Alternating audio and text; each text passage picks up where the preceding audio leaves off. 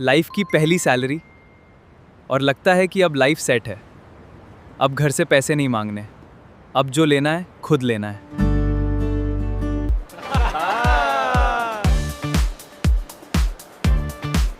थोड़ी shopping, office के लिए नए कपड़े और पहली बार लगता है कमाने का मजा ही अलग है। और फिर 12 दिन बाद उसने अकाउंट बैलेंस चेक किया, सैलरी आई भी थी और गई भी थी, बस बीच का पार्ट याद नहीं था। कोई बात नहीं, अगली सैलरी आने में कितना ही टाइम लगता है।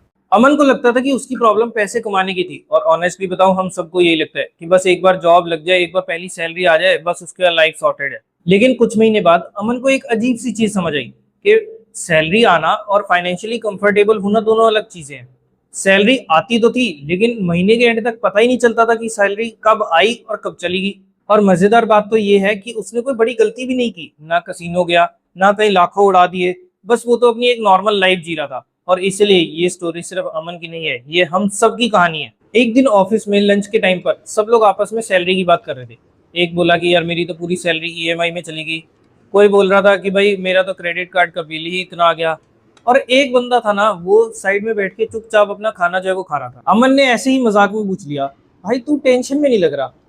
उसने जवाब दिया, उसने कहा कि भाई टेंशन तब होती है जब सैलरी आने से पहले सैलरी खत्म हो जाती है। और ये लाइन ना अमन के दिमाग में अटक गई। चाहे मजाक में बोली हुई थी, लेकिन उसे लगा कि यार ये बात सच तो है। उस रात अमन घर आया और उसने ना अपनी बैंक स्टेटमेंट को ध्यान से देखा। कोई बड़ा खर्चा नहीं था, बस छोटे छोटे खर्चे थे, जैसे कॉफी पी ली, फूड डिलीवरी हो गई, कैब हो गई, ऑनलाइन शॉपिंग हो गई, वीकेंड के कुछ प्लान्स हो गए। और यही चीज सबसे ज्यादा डेंजरस होती है, क्योंकि बड़े खर्चे तो दिख जाते हैं लेकिन छोटे खर्चे दिखते नहीं है। और फिर उसे एक चीज समझ आई कि ज्यादातर लोग ना पैसा एक बार में नहीं उड़ाते, वो धीरे धीरे करके उड़ाते हैं, और मंथ के एंड तक ना शॉक्ड हो जाते हैं कि यार पैसा गया कहाँ पर। अमन ने अगले महीने कोई रेवोल्यूशनरी स्टेप नहीं उठाया, ना किसी फाइनेंशियल गुरु का कोर्स खरीदा, ना पूरी सैलरी इन्वेस्ट कर दी, ना मिनिमलिस्ट बन गया। सैलरी आते ही उसने सबसे पहले अपने से एक क्वेश्चन पूछा कि इस महीने का मेरा सबसे इंपॉर्टेंट काम क्या है।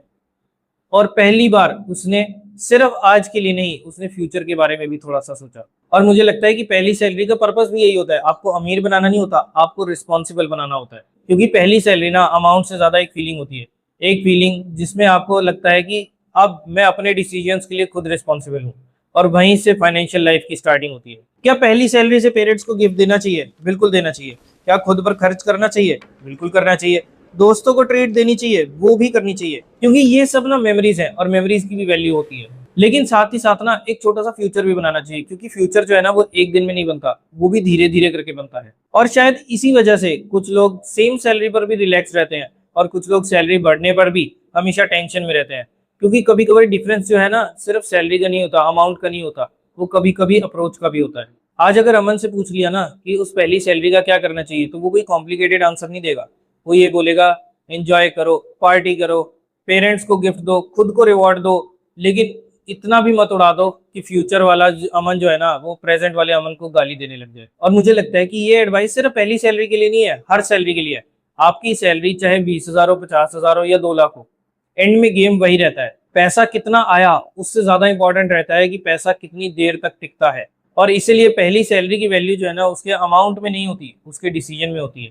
पहली सैलरी तो खत्म हो जाती है, लेकिन उसके साथ जो डिसीजंस बनते हैं, जो सोच बनती है ना, वो सालों तक रहती है। अगर आपकी भी पहली सैलरी अभी आई है, या मैं कहता हूँ पहली सैलरी छोड़ो, कोई भी सैलरी आई है ना, तो उसे एंजॉय जरूर करो, लेकिन पूरा खर्च मत कर देना। कुछ पैसा उसे फ्यूचर के काम के लिए भी यूज करना। बाकी फ्यूचर वाला आपको खुद थैंक यू बोलेगा। लेकिन अमन की स्टोरी ना अभी यहीं खत्म नहीं हुई थी, क्योंकि 6 महीने की सैलरी के बाद ना उसने एक चीज नोटिस की कि जैसी सैलरी आती थी ना उसके दिमाग में एक टारगेट आ जाता था, एक नया टारगेट आता था। कभी फोन लेने का, कभी ट्रिप करने का, कभी कोई गैजेट लेने का, या कभी कोई और खर्चा। और ये बिल्कुल नॉर्मल है, क्योंकि हम सबके साथ भी यही चीज होती है। लेकिन धीरे धीरे अमन को समझ आया कि हर चीज की ना प्लानिंग होती है। जैसे ट्रिप की प्लानिंग होगी, शॉपिंग की प्लानिंग होगी, करियर की प्लानिंग होगी, लेकिन ज्यादातर लोग ना अपने पैसे की प्लानिंग कभी नहीं करते हैं। और वो बस ये सोच के चलते हैं कि सब कुछ जो है बस ठीक हो जाए। एक दिन ऑफिस में किसी के फादर जो है वो हॉस्पिटल में एडमिट हो गए, और पूरे ऑफिस के अंदर ना यही चर्चा चल रही थी। कोई इंश्योरेंस की बात कर रहा था, कोई उनके मेडिकल बिल की बात कर रहा था, कोई क्लेम की बात कर रहा था। और पहली बार अमन ने रियलाइज किया कि सैलरी सिर्फ उन चीजों के लिए नहीं होती जो हमें दिख रही है। कुछ ऐसी सिचुएशंस के लिए भी वो पैसा यूज किया जाता है जब हमें वो सिचुएशंस है ना वो दिख नहीं रही होती। और शायद इसीलिए फाइनेंशियल लाइफ जो है ना सिर्फ अर्निंग का पार्ट नहीं है, उसमें प्रोटेक्शन का पार्ट भी आता है। अब अमन कोई ओवरनाइट एक्सपर्ट तो बन नहीं गया, कोई ये तो है नहीं कि उसने अगले दिन जाते ही 10 पॉलिसीज ले ली। उसने सीखना चालू किया, समझना चालू किया कि हेल्थ इंश्योरेंस क्या होता है, उसका क्या बेनिफिट होता है, टर्म इंश्योरेंस क्या होता है, उसका बेनिफिट क्या होता है, इमरजेंसी फंड्स क्या होते हैं, किस लिए हमारे को इमरजेंसी फंड बनाने चाहिए और कहाँ पर वो इमरजेंसी फंड्स को हम यूज कर सकते हैं, और लोग इसके बारे में इतनी बात क्यों करते हैं।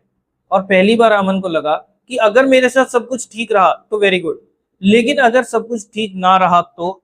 और मुझे लगता है कि ये सवाल हर अर्निंग करने वाले बंदे को कभी ना कभी अपने से पूछना चाहिए, ना डर के साथ, ना नेगेटिविटी के साथ, रिस्पॉन्सिबिलिटी के साथ। उसके बाद अमन ने एक चीज और नोटिस करी कि कुछ लोग जो है ना वो सैलरी आने का वेट करते थे, और कुछ लोग जो है वो सैलरी आने के बाद भी रिलैक्स रहते थे। डिफरेंस क्या था? सैलरी नहीं थी, वो था माइंडसेट।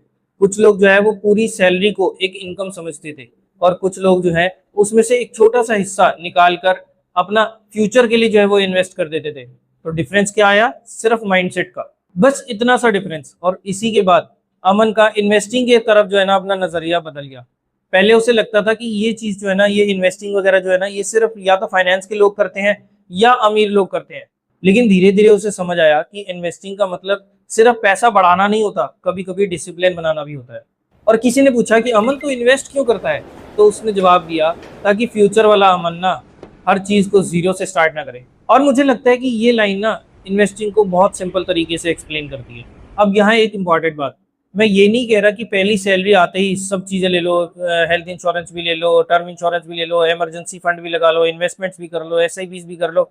नहीं, लाइफ जो है एक चेकलिस्ट नहीं होती, लाइफ एक प्रोसेस होता है, धीरे धीरे बिल्ड होती है। लेकिन जितनी जल्दी अवेयरनेस आ जाए ना उतना ज्यादा बेटर है। और अगर आप अभी फर्स्ट जॉब में हो, ये पहली सैलरी आई है, तो आज का बेस्ट टेक अवे ये है कि अपनी पहली सैलरी को या अपनी सैलरी को ना सिर्फ एक स्पेंडिंग इवेंट मत बनाओ, उसे एक लर्निंग इवेंट भी बनाओ। खुद को समझो, अपनी चीजों को समझो, अपने सराउंडिंग्स को समझो, और धीरे धीरे अपनी फाइनेंशियल लाइफ की फाउंडेशन बनाना शुरू करो। वैसे अगर आप लोग अपनी फाइनेंशियल लाइफ की स्टार्टिंग करना चाहते हैं, अपनी इन्वेस्टमेंट शुरू करना चाहते हैं, म्यूचुअल फंड समझना चाहते हैं, इंश्योरेंसेस को समझना चाहते हैं कि क्या होता है टर्म इंश्योरेंस, क्या होता है हेल्थ इंश्योरेंस, तो उसके लिए आप हमारे साथ इस नंबर पर कांटेक्ट कर सकते हैं। मेरा नाम है तुषारपति राजा, और मैं एक MC registered mutual fund distributor, एक इंश्योरेंस एडवाइजर भी हूँ। और अगर आप लोग पहले से ही अपनी कोई इंश्योरेंस वगैरह कहीं से ले रखी है, तो उसका भी आप इंश्योरेंस का हो गया या म्यूचुअल फंड्स का हो गया फ्री रिव्यू जो है हमारे साथ इस नंबर पर कांटेक्ट करके कर सकते हैं। और अगर आप लोग पहले से हमारे से सर्विसेज ले रहे हैं या आपको हमारा यूट्यूब पर कंटेंट कैसा लगता है, तो उसके लिए आप हमारे साथ गूगल पर रिव्यू जो है वो शेयर कर सकते हैं। इससे क्या होता है, एक तो हमारे को ऑनेस्ट रिव्यूज जो है वो पता लगते हैं, उसको हम एज अ फीडबैक लेते हैं, और साथ ही साथ नए लोगों को भी सही फाइनेंशियल डिसीजन या सही फाइनेंशियल प्लानिंग में हेल्प होती है। बाकी कोई अगर डाउट रहता है या कुछ पूछना चाहते हैं तो आप हमारे साथ इस नंबर पर व्हाट्सएप पर कनेक्ट कर सकते हैं। कई बार क्या होता है कि 15-20 मिनट की कन्वर्सेशन जो है ना बहुत सारी कंफ्यूजन को दूर कर देती है, और शायद इसीलिए पहली सैलरी की वैल्यू जो है ना उसके अमाउंट में नहीं होती, उसके पीछे की सोच में होती है जो उस पहली सैलरी के साथ बनती है। और एंड में बस एक बात कि अमन की पहली सैलरी जो है ना वो कब की खत्म हो चुकी है, उस पहली सैलरी से जो उसने चीजें सीखी थी ना वो आज भी उसके साथ है। और हम में से हर बंदा जो है ना किसी ना किसी टाइम पर या किसी ना किसी सिचुएशन के अंदर, मैं अमन था वाली सिचुएशन में था, तो उससे आपने क्या चीजें सीखी, उस फेज से आपने क्या लर्निंग्स लेकर आए, वो नीचे कमेंट सेक्शन में जरूर बताना। क्या आपने भी ऐसी ही जर्नी को बिताया है, या आपने अपनी जो जर्नी थी, जो पहली सैलरी से लेके आज तक की जो जर्नी थी, उसमें आपने कुछ डिफरेंट चीजें जो है वो सीखी हैं, नीचे कमेंट सेक्शन में जरूर बताना। अगर ये वीडियो आपको यूजफुल लगी तो इस वीडियो को उस दोस्त के साथ जरूर शेयर करना जिसकी अभी अभी नई जॉब लगी है, जिसकी पहली सैलरी आने वाली है। और क्या आपको आपकी पहली सैलरी याद है? आपने अपनी पहली सैलरी से क्या चीजें खरीदी थी? मुझे नीचे कमेंट सेक्शन में जरूर बताना। और जाते जाते चैनल को सब्सक्राइब जरूर करते जाना, क्योंकि इन्वेस्टर ट्रेड पर हम किताबों से फाइनेंस को नहीं सिखाते, रियल लाइफ एक्सपीरियंस से सिखाने की कोशिश करते हैं।